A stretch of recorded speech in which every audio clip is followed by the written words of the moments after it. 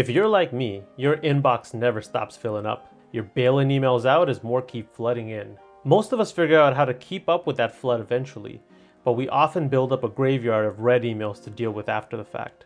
The solution on what to do with those emails is quite beautiful in its simplicity, but it took me a long time to get there. In phase 1, I just left them all in my inbox, sometimes not even opening them. Yes, I was once that person with an unread email number in the thousands. One day I came to my senses, right-clicked that number and marked all as read. This at least signaled to me now how much new stuff there was to deal with each day, but that graveyard below it wasn't getting any smaller. Even though all those emails were marked read, it made no sense to look at a wall of stale text each time I logged in. To avoid information overload, I had to find a way to give my eyes a break. This is the point when I got too smart for my own good and created a sorting system. I came up with folders titled things like Important, or Store Launch, or Daniel B. It didn't work out too well. First, I had to make a decision on how important something was before filing it away. I had to make this decision every single time I filed an email. It was exhausting. What would I do with that store launch folder after the store was good and well launched? Would I slowly nest old folders into slightly newer folders and build a Russian doll collection? What if something was important and from Daniel B? What if Daniel B left the company?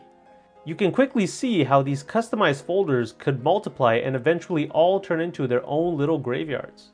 Thankfully, there was another way, and it came from an unlikely source. Computer scientists run into issues of sorting all the time.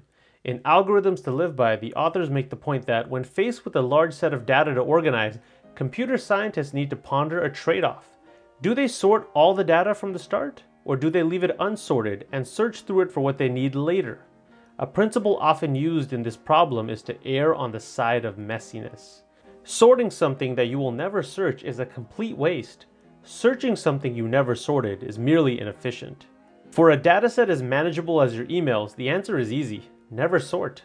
How does this work? Put every old email into only one folder and call it something like Archive. In Microsoft Outlook, there's a preset folder called Archive. The mobile app allows you to send an email to the archive simply by clicking an icon shaped like an old school file box, like the ones you'd see on a show like Law and Order or something. Even easier, you can preset either the left or the right swipe on your Outlook mobile app to send an email to the archive.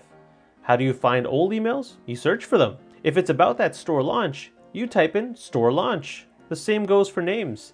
If it's that important, you damn sure know that 2 or 3 keywords are going to make it appear in the search. Sometimes it'll take you 3 or 4 double clicks until you find the most obscure of your emails. However, if it's that obscure, would you rather create a folder just to store that one email? This system relies on one key principle. The time you save by not sorting your emails is far greater than the time you spend searching for old ones. I encourage all of you to delete your email folders today and find joy in logging in to simply find Inbox, Sent, Deleted, and Archive. That's it. Happy searching.